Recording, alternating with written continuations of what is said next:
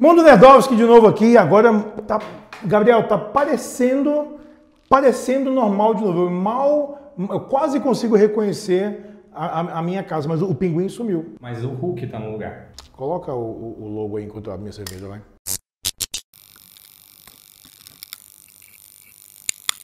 Hoje eu assisti Tomb Raider, que está estreando hoje. É um reboot da série cinematográfica. Série, né? Teve 2 filmes com Angelina Jolie no comecinho dos anos 2000 lá, Tomb Raider, né? Lara Croft Tomb Raider, e depois A Origem da Vida. A boa notícia é que esse novo Tomb Raider, com a Alicia Vikander fazendo a Lara Croft, é muito, mas muito melhor do que aqueles 2 filmes com a Angelina Jolie. Mas muito melhor mesmo.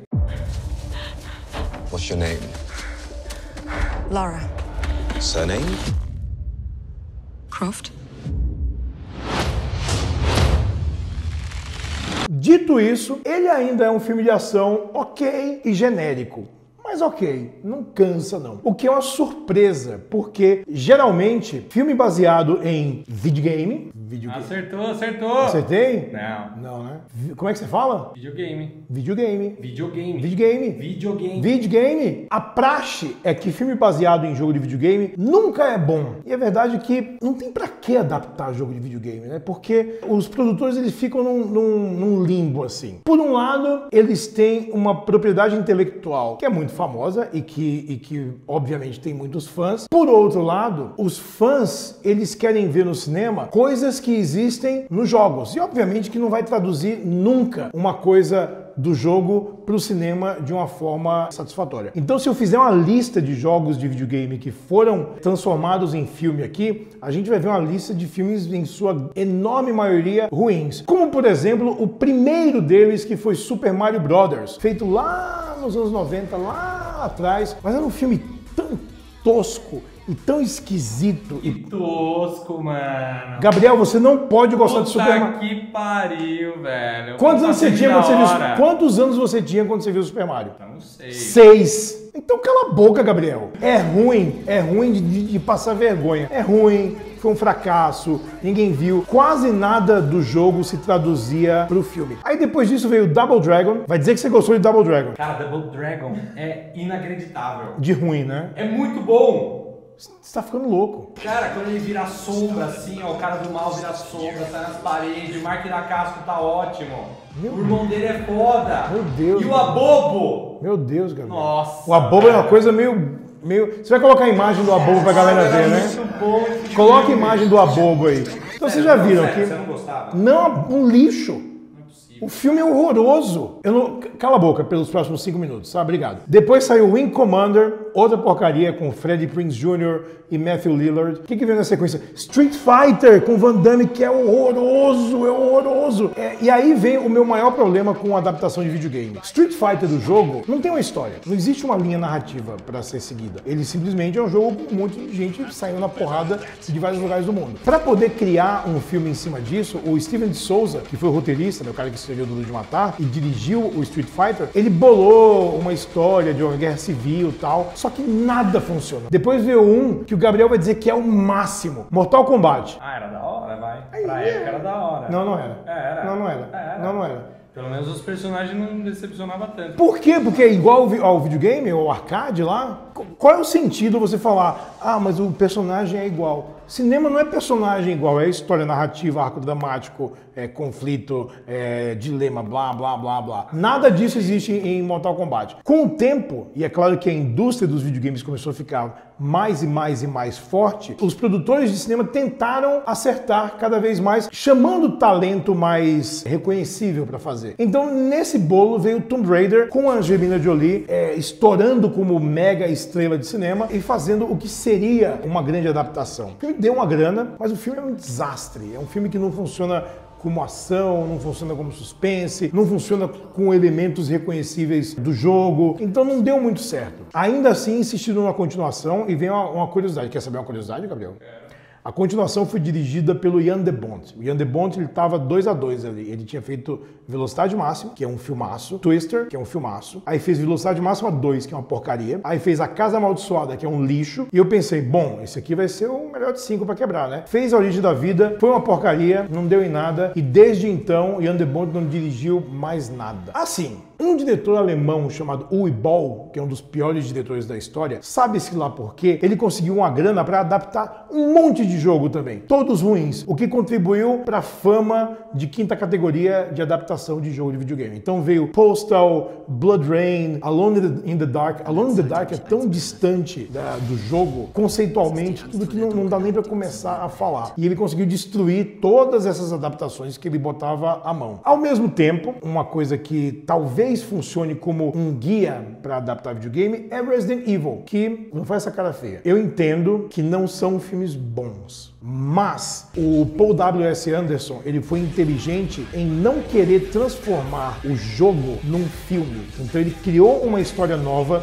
dentro do universo bolado pelo jogo e extrapolou. Acabou se tornando uma série com a mulher dele pra Mila Jovovich. Só que nesse meio tempo, a vontade de fazer filmes assim nunca diminuía. Por quê? Porque a molecada que jogava nos anos 90 cresceram para se tornar executivos de estúdios nos anos 2000 e a vontade de transformar essas propriedades intelectuais em outras mídias, ou seja, em render mais, o que faz total sentido do ponto de vista corporativo, não fazia tanto sentido do ponto de vista criativo, porque esses artistas sempre batiam no mesmo problema. Como adaptar um jogo que não tem uma narrativa muito clara, de forma com que os fãs consigam reconhecer o que está acontecendo em tela, ao mesmo tempo que uma história é contada. Então, Príncipe da Pérsia, com Jake Gyllenhaal fazendo o Príncipe da Pérsia, né? Não funcionou por causa disso, que inventaram uma história que não ia pra nada e colocaram alguns elementos do jogo que também não ia pra nada nenhum. Street Fighter 2, a lenda de Chun-Li, provavelmente é uma das experiências mais constrangedoras que eu já tive no cinema até hoje. Doom, com The Rock ainda, né, se firmando como aço de ação, ele foi o vilão de Doom, né, o principal é o Karl Urban, também não deu em nada. Então a gente tem uma coleção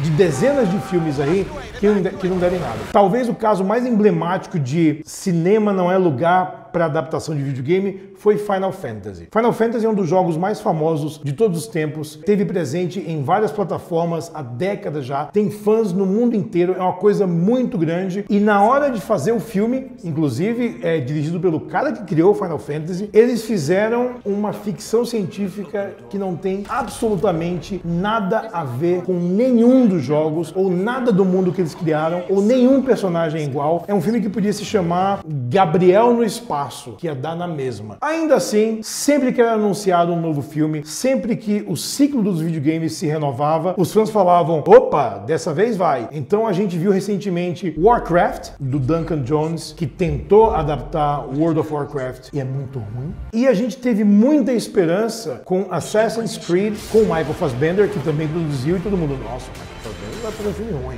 Nada. Assassin's Creed é uma vergonha. Jogos como Uncharted ou The Last of Us, esses jogos que são os mais festejados hoje em dia, ele já tem uma narrativa tão rica como jogo que eu não vejo nenhum sentido em uma adaptação para o cinema disso, porque já existe um roteiro, já existe ação, a única diferença é que em um ponto de ligação do roteiro, a gente assume o controle do personagem. O que me traz de volta ao novo Tomb Raider com a Alicia Vikander, mulher do Michael Fassbender e tal. Por que funciona? Porque todas aquelas convenções que a gente tem sobre Lara Croft como personagem, meio que não são usadas no filme. O visual é inspirado na versão mais nova da personagem, né? É uma menina um pouquinho mais magra e tal, e funciona bem. Ela cresce sem o pai, que desapareceu, e ela, quando tá mais velha, ela encontra pistas para descobrir onde tá o pai dela, e isso se resume a uma ilha, e essa ilha tem uma tumba, e nessa tumba talvez tenha um demônio aprisionado, e ela é forçada a talvez abrir esse lugar. Não é aquela coisa de viajar pelo mundo todo, como os filmes anteriores tentavam fazer, e como é o próprio jogo de videogame original do PlayStation. Talvez num próximo filme isso possa acontecer, mas o único jeito de adaptação de jogo de videogame funcionar no cinema é esquecer o jogo, esquecer que aquilo existe e criar uma história original em torno daquilo. Talvez Tomb Raider aponte um novo caminho, mas aqui de novo estão os fãs de videogame falando, dessa vez a gente tem uma adaptação. Meus queridos, a gente não precisa disso, tá de boa do jeito que tá.